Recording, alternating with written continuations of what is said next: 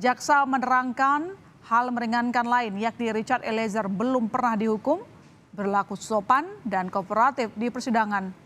Terdakwa menyesali perbuatannya serta perbuatan terdakwa telah dimaafkan oleh keluarga korban.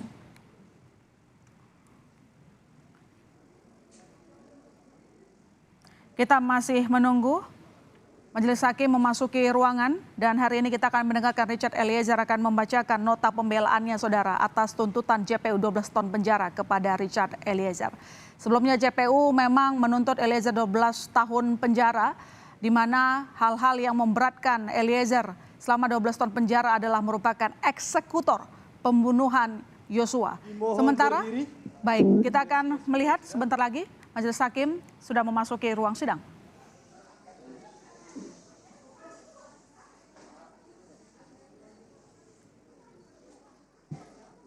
Silakan duduk kembali.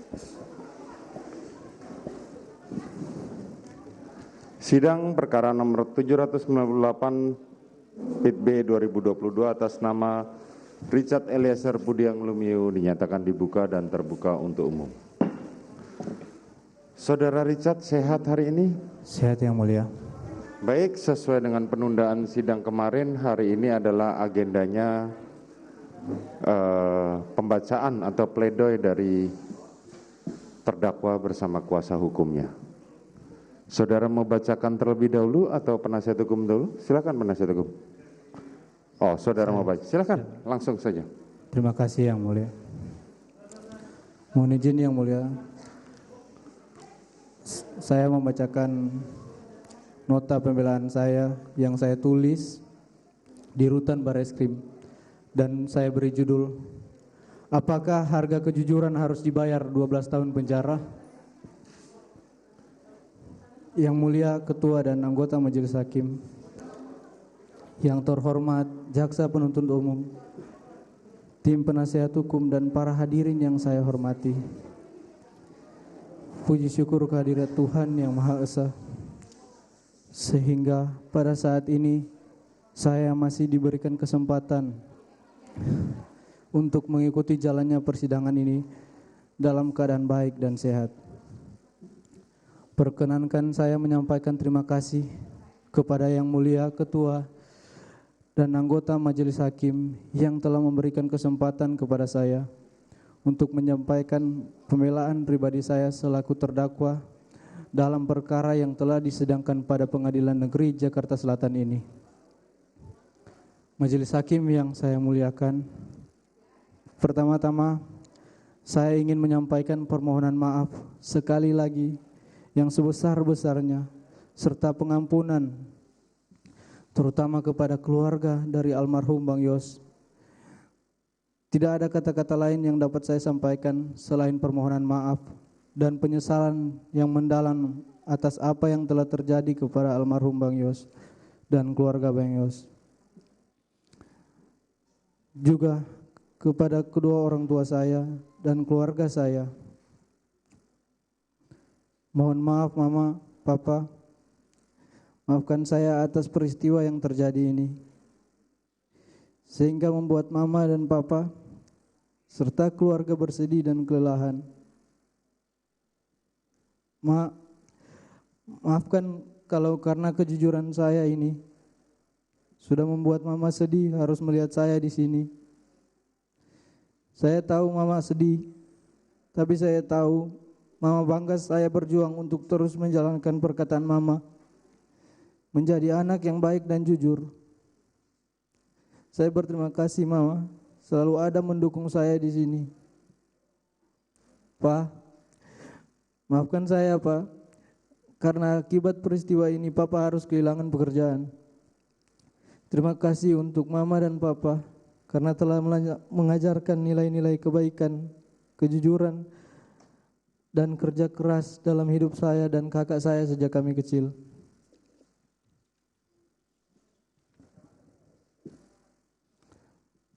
Saya juga meminta maaf kepada tunangan saya karena harus bersabar menunda rencana pernikahan kami. Walaupun sulit diucapkan, tapi saya berterima kasih atas kesabaran dan cinta kasih dan perhatian. Kalaupun kamu harus menunggu Tunggulah saya menjalani proses hukum ini. Kalaupun lama, saya tidak akan egois dengan memaksa kamu menunggu saya. Saya ikhlas apapun keputusanmu, karena bahagiamu adalah bahagiaku juga. Saya juga sampaikan permohonan maaf kepada Bapak Kapolri serta semua penyidik dalam perkara ini, di mana sebelumnya saya sempat tidak berkata yang sebenarnya, yang membuat saya selalu merasa bersalah dan pertentangan batin saya, sehingga akhirnya saya dapat menemukan jalan kebenaran dalam diri saya untuk mengungkapkan dan menyatakan kejujuran. Majelis hakim yang saya muliakan, bahwa menjadi anggota Polri, khususnya bagian dari keluarga Korps Brimob, adalah suatu mimpi dan kebanggaan bagi saya dan keluarga. Setelah menjalani 4 kali tes Bintara dan terakhir tes Tamtama, yang dimana sepanjang perjalanan tes yang berkali-kali dari tahun 2016 hingga 2019, 4 tahun saya pun juga tetap bekerja sebagai supir di sebuah hotel di Manado untuk membantu orang tua saya. Karena saya tahu untuk menjadi anggota Polri tidak mudah bagi saya, tetapi saya harus terus berusaha. Saya tumbuh di keluarga yang sangat sederhana, menjadikan saya ingin terus berusaha untuk membanggakan orang tua saya. Setelah ke-4 kali saya mengikuti tes, akhirnya saya dinyatakan lulus dengan peringkat 1 di Polda Sulut. Hal yang sangat membahagiakan dan membanggakan bagi saya dan keluarga, di mana cita-cita saya hampir tercapai menjadi seorang prajurit Brimob untuk mengabdi kepada negara, dan dapat saya wujudkan. Kemudian saya menjalankan pendidikan di Watu Kosek, Jawa Timur, 30 Juni 2019. Saya meninggalkan kota kelahiran saya dari Manado ke Jawa Timur dengan membawa bekal sisa tabungan saya. Sebelum saya merantau ke Watu Kosek, saya ingat sebelum saya pergi ke bandara, saya berkata, "Mak, saya sudah mau mengikuti pendidikan." Mama saya dengan bangga sambil menangis memberi saya semangat dan doa. Saya pun menangis menjawab akan menjalankan pendidikan dengan baik agar papa mama bangga. Saat itu papa saya masih bekerja sebagai seorang supir dan mama saya seorang ibu rumah tangga yang menjalankan kegiatan sosial di gereja. Setelah menjalani pendidikan dan penempatan di Resimen 1 Pelopor, penugasan pertama saya Satgas Operasi Tinombala Poso selama 7 bulan, dari Maret sampai Oktober 2020, sebagai seorang navigator. Kemudian penugasan berikutnya di Manokwari, Papua Barat, menjadi tim pengamanan Pilkada Desember 2020. Kemudian penugasan evakuasi Sriwijaya Air pada Januari 2021. Dan saya bertugas di Cikeas, Jawa Barat di Resimen 1 Pelopor Januari hingga Agustus 2021. Dan saya aktif mengikuti kegiatan sosial di Kesatuan Resimen 1 Pelopor, juga menjadi gitaris di gereja Resimen 1 Pelopor. Dan pada bulan September 2021, saya dipercaya menjadi pelatih Vertical Rescue Resimen 1 Pelopor untuk menjadi anggota, untuk melatih anggota untuk kesiapan menjadi tim SAR jika diperlukan. September hingga November 2021, dan pada tanggal 30 November 2021 saya dipanggil ke Makobrimob dan terpilih menjadi driver Pak Ferdi Sambo yang saat itu menjabat sebagai Kadif Propam. Saya tidak pernah menduga, apalagi mengharapkan peristiwa yang sekarang menimpa diri saya. Di masa awal-awal pengabdian saya atas kecintaan saya terhadap negara dan kesetiaan kepada Polri, khususnya Korps Brimob, saya dipilih menjadi ajudan yang dimana tugas saya menjaga dan mengawal atasan. Di usia saya ini tidak pernah terpikirkan ternyata oleh atasan saya, di mana saya bekerja memberikan pengabdian kepada seorang jenderal berpangkat bintang 2 yang sangat saya percaya dan saya hormati, di mana saya yang hanya seorang prajurit rendah berpangkat barada yang harus mematuhi perkataan dan perintahnya.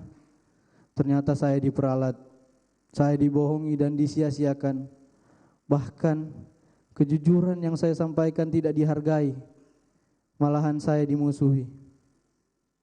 Begitu hancurnya perasaan saya dan goyahnya mental saya. Sangat tidak menyangka akan mengalami peristiwa menyakitkan seperti ini dalam hidup saya. Namun saya berusaha tegar.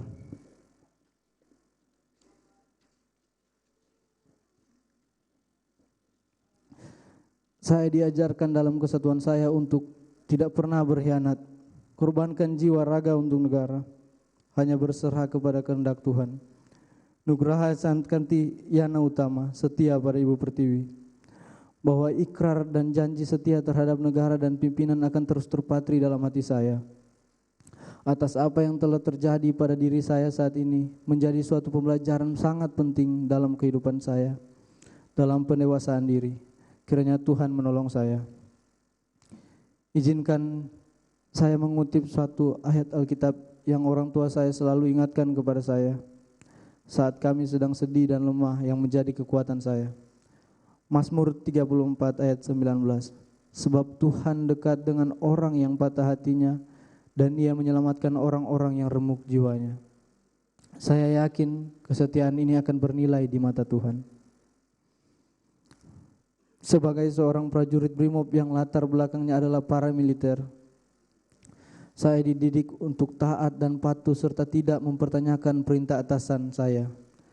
Apabila ada yang mengganggu ketaatan dan kepatuhan saya, apabila ada yang menganggap ketaatan dan kepatuhan saya membabi buta, maka pada malam hari ini saya menyerahkan kepada kebijaksanaan majelis hakim. Pada akhirnya, perkenankan saya mengucapkan banyak terima kasih, khususnya kepada Bapak Presiden Joko Widodo, Bapak Menko Polhukam, Pak Mahfud MD, pimpinan Polri yaitu Bapak Kapolri Jenderal Listio Sigit, Bapak Wakapolri Komisaris Jenderal Gatot Edi Pramono, Bapak Kabareskrim Komisaris Jenderal Agus Adrianto, dan Bapak Komandan Korps Brimob Polri Komisaris Jenderal Anang Revandoko yang juga telah saya anggap seperti orang tua saya sendiri. Kepada para komandan, rekan-rekan, dan senior yang tidak bisa saya sebutkan satu persatu, yang telah memberikan dukungan serta masih memberikan kepercayaan kepada saya untuk dapat mengungkap kebenaran. Terima kasih juga kepada LPSK yang telah mendampingi dan memberikan perlindungan kepada saya hingga saat ini. Dan tidak lupa kepada seluruh masyarakat Indonesia yang selalu memberikan dukungan dan doa kepada saya. Kiranya Tuhan senantiasa mencurahkan berkat-Nya kepada kita semua.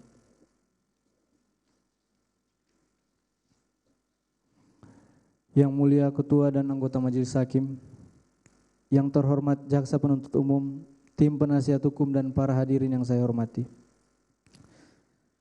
Sebagai penutup, saya memohon kepada Yang Mulia Ketua dan anggota Majelis Hakim, sudilah kiranya menerima pembelaan saya ini. Apakah saya harus bersikap pasrah terhadap arti keadilan dan atas kejujuran? Saya akan tetap berkeyakinan bahwa kepatuhan, kejujuran adalah segala-galanya dan keadilan nyata bagi mereka yang mencarinya. Bahwa sekalipun demikian, apabila Yang Mulia Ketua dan anggota Majelis Hakim sebagai wakil Tuhan ternyata berpendapat lain, maka saya hanya dapat memohon kiranya memberikan putusan terhadap diri saya yang seadil-adilnya. Kalaulah karena pengabdian saya sebagai seorang ajudan menjadikan saya seorang terdakwa, kini saya serahkan masa depan saya kepada putusan Majelis Hakim. Selebihnya saya hanya dapat berserah kepada kehendak Tuhan. Demikian pembelaan pribadi yang dapat saya sampaikan dengan harapan dapat dikabulkan oleh Yang Mulia Ketua dan anggota Majelis Hakim. Kiranya Tuhan yang Maha Kuasa senantiasa melimpahkan bimbingan, tuntunan dan hikmat-Nya kepada segenap pengabdian kita semua. Kekuatan seorang Bayangkara Brimob tidak lahir dari kesenangan, melainkan dari penderitaan panjang yang dilaluinya dengan tekun. Satya Prabu, setia kepada negara dan pimpinan. Rutan Bareskrim, Jakarta 25 Januari 2023, hormat saya.